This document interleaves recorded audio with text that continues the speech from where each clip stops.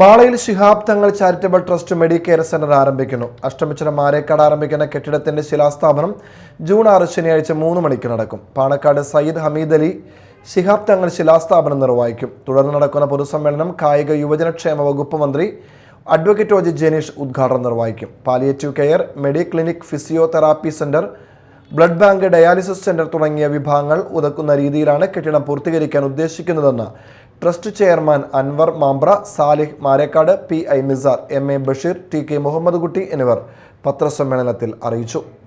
ഈ വരുന്ന 6-ാം തീയതി ശനിയാഴ്ച വൈകിട്ട് 3 മണിക്ക് മഹാനായ പാണക്കാട് സയ്യിദ് ഹമീദ് അലി ശിഹാബ് തങ്ങൾ ശിലാസ്ഥാപനം നിർവഹിക്കുന്ന ചടങ്ങിൽ ആ ചടങ്ങിന് ശേഷമുള്ള പൊതുസമ്മേളനം നമ്മുടെ പ്രിയപ്പെട്ട MLA-യും യുവജനകാര്യ വകുപ്പ് സ്പോർട്സ് മന്ത്രിയുമായ ഒ ജെ ജനീഷ് ഉദ്ഘാടനം ചെയ്തു.